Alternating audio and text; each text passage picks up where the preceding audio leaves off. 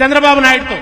9 ఏళ్లు నువ్వు తింటే డీంబాయిలో, 4 ఏళ్లన్నా నేను తినొద్ద డీంబాయిలో, నీకు 2 పత్రికలు డీంబాయిలో, నాకొక్క పత్రికన్న వద్ద డీంబాయిలో, లంచాల బొబ్బదప్ప మన మాట లేదురా, మన బతుకు బాధ లేదురా, మన బాయి గోస లేదురా, ఆగమైన తెలంగాణ ఎవనికాది రాదురా, జుట్లు మాట మాట తిట్టుకొని జుట్లు జుట్లు పట్టుకొని ఇంటికోయేటప్పుడు ఇద్దరొక్కటయ్యపోతారు, ఇద్దరాందురొల్లు ఒక్కటే ఓ రాజన్న, దొందు దొందె దోపిడొక్కటే ఓ రాజన్న, ఇద్దరాందురొల్లు ఒక్కటే ఓ రాజన్న, దొందు దొందె దోపిడొక్కటే ఓ రాజన్న అని పాట రాసుకున్నాను.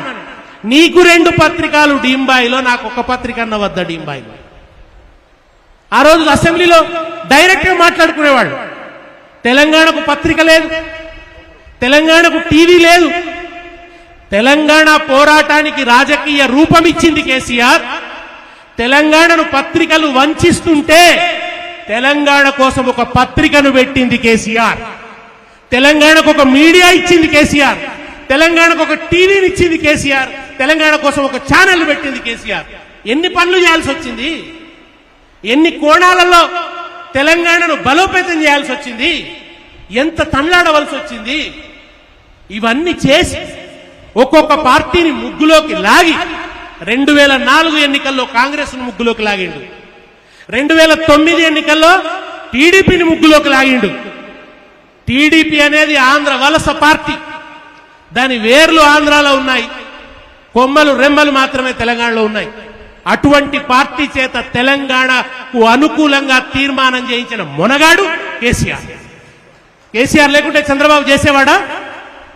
చంద్రబాబు చేసే సమస్య లేదు, ఆయన చేత తీర్మానం చేయించాడు. ఒక్కొక్క ఎన్నికలో ఒక్కొక్క మెట్టెక్కించాడు. 2004 ఎన్నికల్లో నేషనల్ ఎజెండాలో భాగం చేశాడు తెలంగాణను. యూపీఏ కామన్ మినిమం ప్రోగ్రామ్ లో భాగమైంది తెలంగాణ. ఒక అనివార్యతను సృష్టించాడు.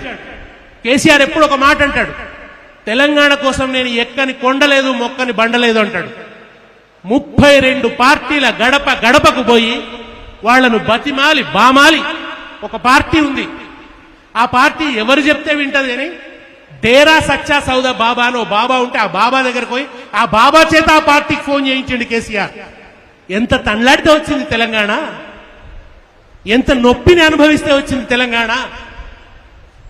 ఆ 36 పార్టీల నుంచి లేఖలు తీసుకొచ్చి ప్రణబ్ ముఖర్జీ కమిటీకి ఇచ్చి ఇంత చేసినా తెలంగాణను ఇవ్వకుంటే ఎన్నికలకు ముందు జై తెలంగాణ, ఎన్నికల తర్వాత నై తెలంగాణ అనే వ్యూహం అమలు చేస్తుంటే కేసీఆర్ చచ్చుడో తెలంగాణ వచ్చుడో అని ఆమరణ నిరాహార దీక్షకు పూనుకున్నాడు కేసీఆర్.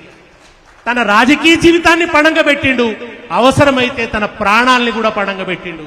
పణంగా పెట్టి పోరాడితే ఆ తర్వాత మరో 3 ఏళ్లు పెద్ద పోరాటాన్ని నడిపిస్తే 14 ఏళ్లు సజీవంగా ఉంచితే తెలంగాణ పోరాటాన్ని. నన్ను పిల్లాడు అడిగిండు, ఏం చేసిండు సార్ కేసీఆర్ అన్నాడు. ఆ పిల్లాడికి క్రికెట్ అంటే ఇష్టం. నేను ఆ పిల్లాడికి క్రికెట్ భాషలో చెప్పిన. కేసీఆర్ ఏం చేసిందంటే 14 ఏళ్ల పాటు అవుట్ కాకుండా క్రీజులో ఉన్నాడు, అవుట్ కాకుండా క్రీజులో ఉన్నాడు. హార్డ్ బాల్ వస్తే డిఫెన్స్ ఆడిండు, రోషే లాంటి లూజ్ బాల్ వస్తే చెక్క కొట్టిండు. అవుట్ కాకుండా ఉండి తెలంగాణను గమ్యం చేర్చిండు. 14 ఏళ్లు ఒక పోరాటాన్ని, ప్రజలకు విముఖత రాకుండా, వనరులు లేకుండా, ఇంత పెద్ద దాడిని తట్టుకొని, ఈ మీడియా దాడిని తట్టుకొని, ఆ పెట్టుబడిదారి వర్గాన్ని తట్టుకొని, ఆంధ్ర పెత్తందారుల కుట్రలను తట్టుకొని, అక్కడ కాంగ్రెస్ పార్టీ మోసపూరిత వైఖరిని తట్టుకొని తెలంగాణను సాధించడం అనేది సాధారణ కోరుకున్నది. నెత్తురు చుక్క రాలకుండా. కానీ ఒక్క అపశృతి మనకు తెలంగాణ ఉద్యమంలో మనం ఊహించండి, మనం వాంఛించనిది, ఒక అవాంఛనీయ పరిణామం తెలంగాణ బిడ్డలు చేసుకున్న ఆత్మహత్య. కేసీఆర్ని అరెస్ట్ చేసిన రోజున శ్రీకాంతాచారి తనను తాను అగ్నికి ఆహుతి చేసుకున్నాడు. ఉస్మాని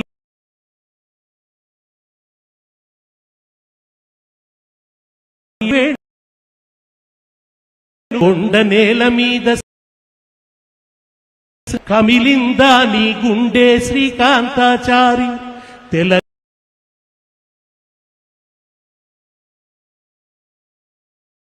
శ్రీకాంతాచారి నల్లగొండ నేల బాధ పండిందో శ్రీకాంతాచారి. ఆ బిడ్డలు చనిపోతూ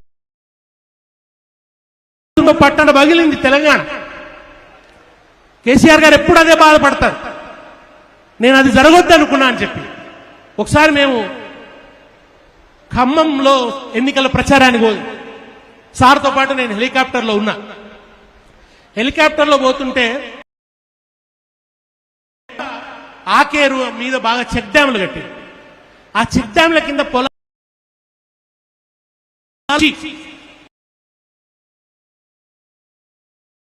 వచ్చేటట్టు చేసిండు. అక్కడున్న ఆకేరు మీద చెక్ డ్యాములు కడితే గారిని వేదిక మీదకి ఆహ్వానిస్తున్నారు. పచ్చగా ఉంది. ఆ హెలికాప్టర్లో చూస్తున్నా నేను ఈ కింద ఈ పచ్చ వీటిని చూస్తూ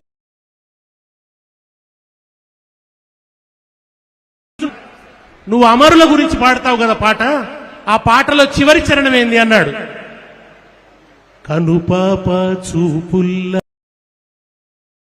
పాటల్ల ఎన్నీలా దీపాల ఎలుగులై నోళ్లకు ఏటి పాయల నీటి ఊటలా గట్ల మీది గట్టి చిలుకలా జోహార్ చిలుకలా జోహార్ వరి మొలకలా జోహార్ జోహారులు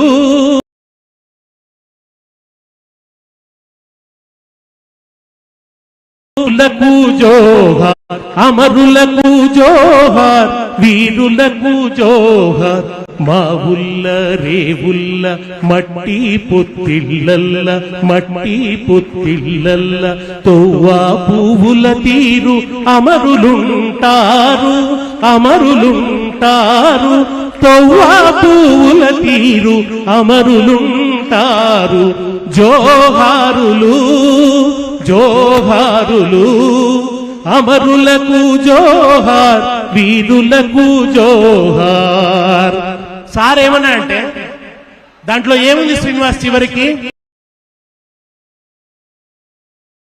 జోహార్ అని ఉంది కదా. ఇగో తెలంగాణ దేశానికి అన్నం పెట్టే అన్నపూర్ణ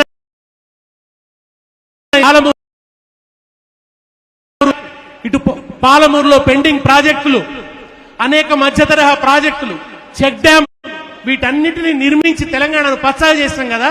ఇగో ఇది వరిమొలకల జోహార్ అంటే నేను అమరులకు అర్పించిన వరిమొలకల జోహార్ ఇది అని చెప్పింది కేసీఆర్ నాకు ఆ రోజు హెలికాప్టర్ కమిట్మెంట్. దానికోసం ఆయన నీళ్లను అర్థం చేసుకోవడం ఆ ఇంజనీర్లతో కూర్చొని మేధో మదనం చేసి తెలంగాణ భౌగోళిక స్థితినంతా అర్థం చేసుకో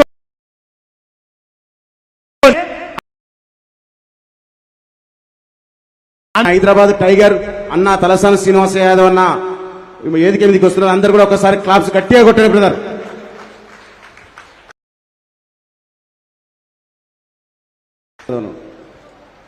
ఇవాళ ఇన్ని చేసిన ఈ గులాబీ జెండాను ఇంత సాధించిన గులాబీ జెండాను తెలంగాణలో లేకుండా చేయాలనే కుట్ర జరుగుతున్నది. కాంగ్రెస్ బీజేపీ ఈ రెండు మనం ఏమనుకుంటాం, ఈ రెండు ఉత్తర దక్షిణ ధృవ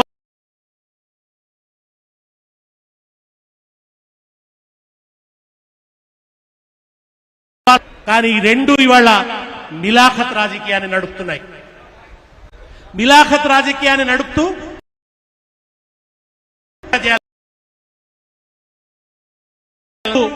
కేసీఆర్ వాళ్ళు ఏం చేసినా కేసీఆర్ ను జనం గుండెల్లోంచి కదల్చలేకపోతున్నారు. దానికోసం నానా పన్నాగాలు బండుతున్నారు. బీజేపీ ఒక విచిత్రమైన వ్యూహాన్ని